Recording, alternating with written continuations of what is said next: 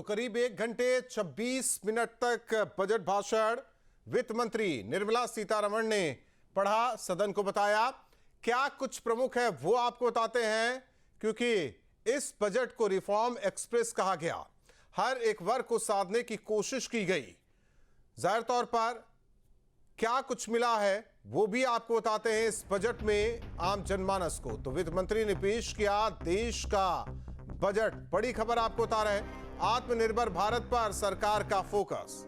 और देखिए, आत्मनिर्भर भारत पर सरकार का फोकस रहा है। एमएसएमई को 10,000 करोड़ का बजट में जो है वो आवंटन दिया गया है। 7 हाई स्पीड रेल कॉरिडोर बनेंगे। बायोफार्मा सेक्टर को 10,000 करोड़ रुपए दिए गए। शुगर, कैंसर मेडिसिन के जो दाम है वो घटे हैं। वहीं बड़े टेक्सटाइल पार्क फॉर्मेशन होगा। शहरी आर्थिक क्षेत्र पर प्रतिवर्ष 5,000 करोड़ रुपए खर्च किए जाएंगे। 20 नए जल मार्ग बनाने की तैयारी की जाएगी।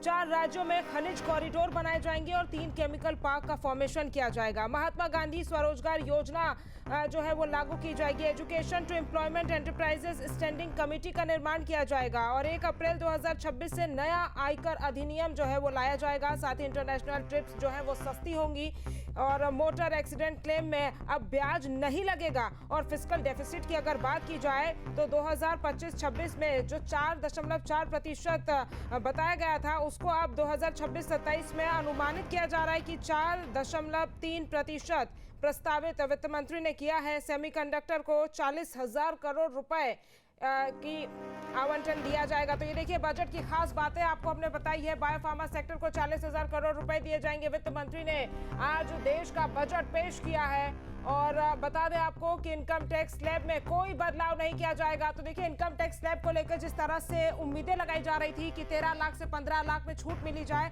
लेकिन जो पिछली बार छूट दी गई थी, जो राहत दी गई थी, वो वैसी ही रहेगी, कोई बदलाव उसमें नहीं होगा। यानी कि जो रिबेट की बात की जा रही थी, इनकम टैक्स स्लैब में कोई बदलाव नहीं है। जाहिर तौर पर एक उम्मीद लगाया बैठा था नौकरी पेशा आम जनमानस की कुछ न कुछ मिलेगा, लेकिन कुछ नहीं मिला। निराशा हाथ लगी है इस मामले को लेकर। स्टैंडर्ड डिडक्शन में भी कोई बदलाव नहीं किया गया। जो उम्मीद की जा रही थी कि स्टैंडर्ड डिडक्शन में भी बदलाव हो सकता है। अभी भी 12,75,000 तक की आय टैक्स फ्री।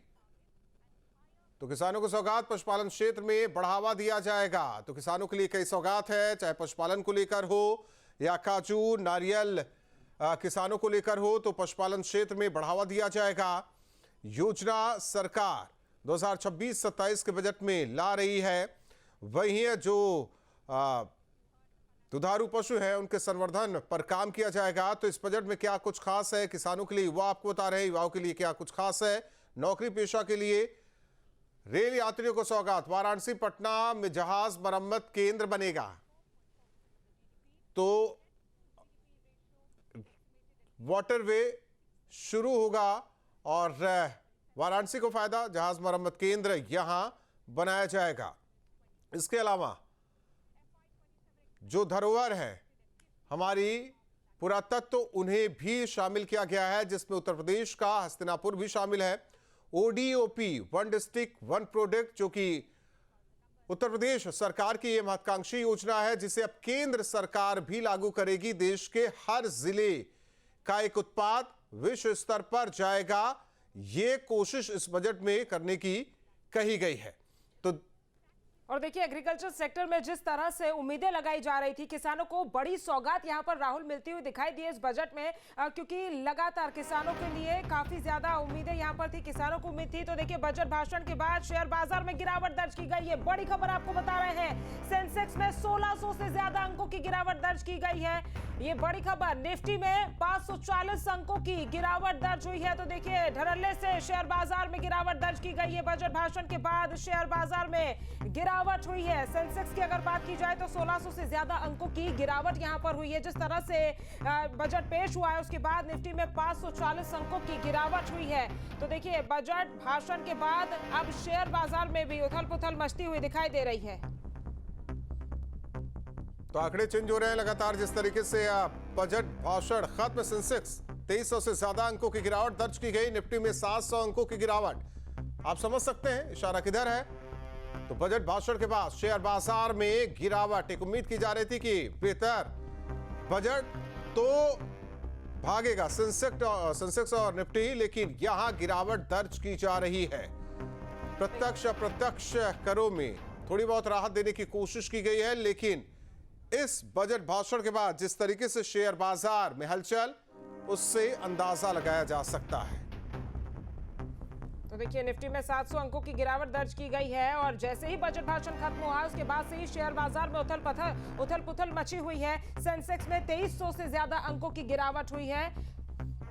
तो ये देखिए निफ्टी में 700 अंकों की गिरावट हुई है। कुछ देर पहले आपको बताया था कि किस तरह से निफ्टी के अंक थे और कुछ ही देरों में 700 अंक से गिरावट दर्ज की गई है। बजट भाषण के बाद शेयर बाजार में गिरावट दर्ज की जा रही है। सेंसेक्स की अगर बात की जाए तो 2300 से ज्यादा अंकों की गिरावट दर्ज की गई है और निफ्टी में 700 अंकों की गिरावट हुई है।